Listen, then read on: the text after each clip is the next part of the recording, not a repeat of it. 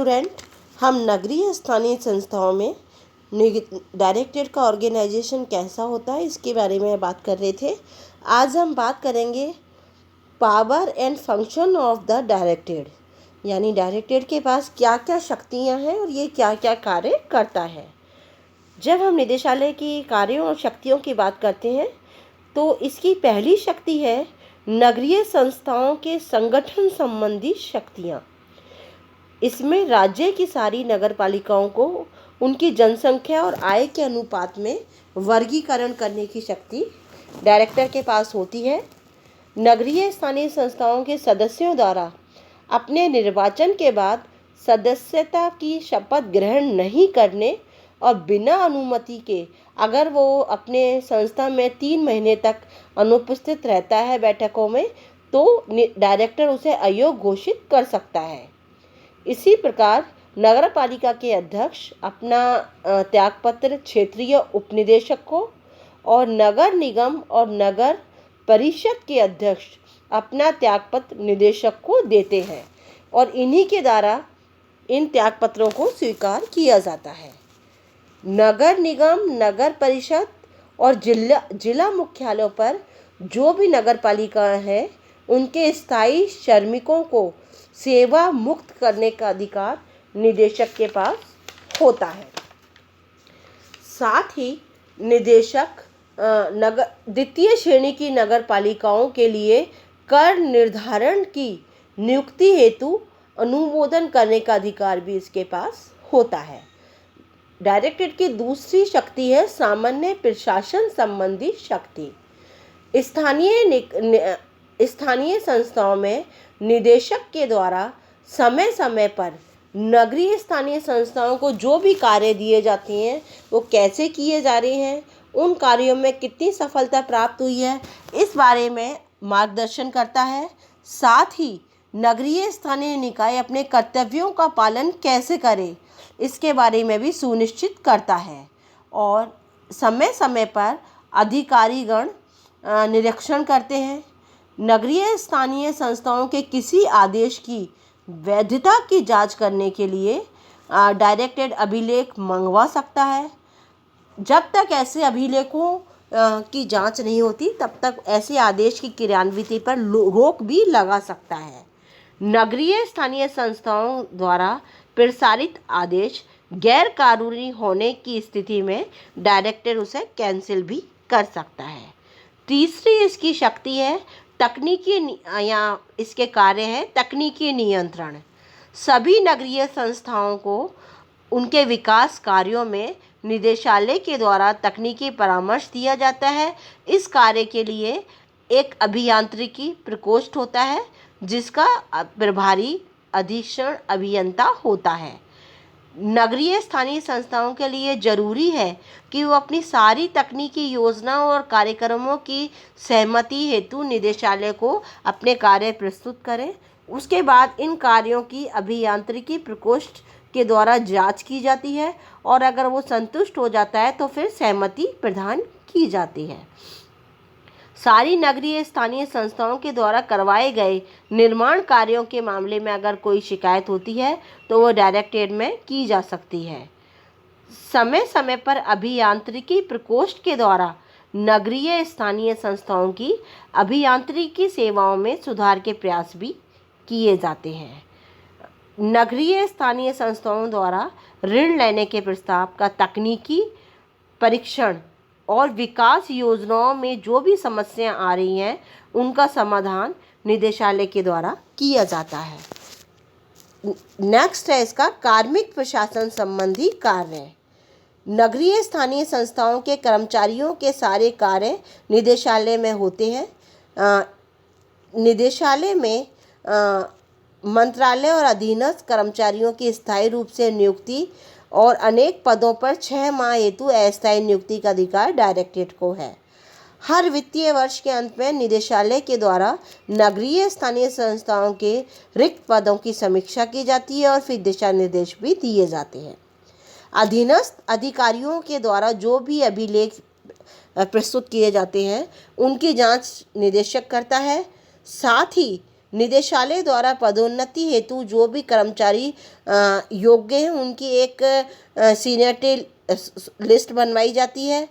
अधिकारियों और कर्मचारियों की पदोन्नति को निष्पक्ष बनाने के लिए और उसे तो जल्दी करने का कार्य निदेशक के द्वारा किया जाता है। सहायक कर्मचारियों को छोड़कर नगरपालिका सेवा के कर्मचारियों के ट्रांसफ़र का अधिकार निदेशक के पास होता है। अवकाश की स्वीकृति निदेशक देता है। साथ ही अगर कर्मचारियों के विरुद्ध कोई शिकायत है तो निदेशालय के सक्षम अधिकारी द्वारा जांच की जाती है और अगर वो दोषी होता है तो कर्मचारी के विरुद्ध CCA नियमों के तहत कार्रवाई की जाती है। नेक्स्ट है निदेशालय का जो कार्य है वित्तीय प्रशासन से संबंधित कार्य है। यह नगरपालिका के बजट प्रस्तावों को स्वीकृति प्रदान करने का अधिकार रखता है। नगर निगम और नगर परिषद के बजट निदेशालय की अंतिम स्वीकृति हेतु राज्य सरकार को फिर भेजे जाते हैं।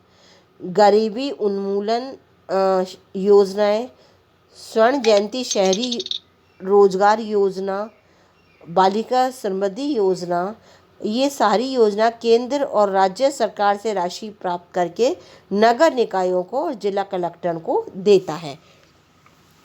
साथ ही केंद्र सरकार से प्राप्त कार्यक्रम जैसे नेहरू रोजगार योजना, हरिजन कष्ट मुक्ति योजना, प्रधानमंत्री का शहरी उन्मूलन कार्यक्रम, इन सारी योजनाओं का उपयोगिता प्रमाण पत्र और इन योजनाओं की वित्तीय स्थिति की प्रतिमाह समीक्षा करके अब ये अपना प्रतिवेदन डायरेक्टर केंद्र सरकार को भेजता है। साथ ही नगरीय स्थानीय संस्थाओं के ऋण संबंधी मामले, विज्ञापन संबंधी मामले और बैंकों की स्वीकृति संबंधी मामलों पर नियंत्रण का अधिकार निदेशालय का होता है। भूमि संबंधी कार्य, सभी नगरीय स्थानीय संस्थाओं के द्वारा भूमि पर अतिक्रमण, पुराने कब्जे, भूमि विनियम सारे मामले निदेशालय को में भेजे जाते हैं। सूचना संग्रहण का काम भी करता है। नीति निर्माण योजनाओं के निर्माण में बहुत सारी सूचनाओं की ज़रूरत होती है। राज्य वित्त आयोग को भी बहुत सारी सूचनाओं की ज़रूरत होती है। अगर ये सूचनाएं नहीं होगी तो ये अपने काम को सही तरीके से नहीं कर पाएंगे। निदेशालय का सांख्यिकी प्रकोष्ठ इस काम को करने के लिए राज्य स्तरीय बैठक समितियों की बैठक, सम्मेलन और कार्यशाला का आयोजन करता है, सूचनाएं इकट्ठी करता है ताकि निदेशालय के द्वारा यह कार्य समय पर किया जा सके। साथ ही जनता की शिकायतों का भी समाधान करता है। आज नगरीय स्थानीय संस्थाओं के काम बढ़ रहे हैं, जनता की उम्मीदें भी बढ़ रही है। शिक्षा के प्रचार प्रसार के कारण जनता जागरूक हो रही है और वो ये देख रही है कि ये नगरीय स्थानीय संस्थाओं के द्वारा कौन कौन से कार्य किए जा रहे हैं और उनका स्तर कैसा है, जो आय मिल रही है उसका सदुपयोग हो रहा है या जनप्रतिनिधि और कर्मचारी इस पद का दुरुपयोग कर रहे हैं। इन सब की शिकायतों की जांच वो शिकायतें कर सकते हैं आम जनता और उन शिकायतों का समाधान डायरेक्टर के द्वारा किया जाता है। आज डायरेक्टर के द्वारा विधानसभा में जो भी विभागों और प्रशासनिक इकाइयों के जो भी प्रश्न पूछे जाते हैं उन सब की तैयारी डायरेक्टरेट के द्वारा उनका जवाब दिया जाता है। परामर्शकारी शक्तियाँ, इस निदेशालय का निदेशक राज्य सरकार के नगरीय विकास और आवास विभाग का पदेन सचिव भी होता है। इसलिए नगरपालिका सेवा, नगरीय स्थानीय संस्थाओं के कार्य, नीति निर्माण, योजना निर्माण, आधुनिक कार्यक्रमों के संबंध में निदेशालय द्वारा आवश्यक परामर्श प्रदान किया जाता है ताकि राज्य सरकार को समय समय पर सहायता मिल सके। सरकार के बजट निर्माण के समय भी इससे सलाह ली जाती है। मुख्यमंत्री और विभाग के प्रभारी के द्वारा यदि किसी समस्या के समाधान की इच्छा व्यक्त की जाती है तो उस पर भी निदेशालय द्वारा परामर्श दिया जाता है। इस तरह निदेशालय देखा जाए तो परामर्शकारी शक्ति, विधानसभा से संबंधी भूमि संबंधी कार्य, सूचना संबंधित कार्य, जनता की शिकायतों का समाधान, वित्तीय प्रशासन संबंधी कार्य, सामान्य प्रशासन संबंधी कार्य, बहुत सारे कार्य करता है। डायरेक्टर का जो दायरा है कार्य का वो बहुत ही व्यापक है।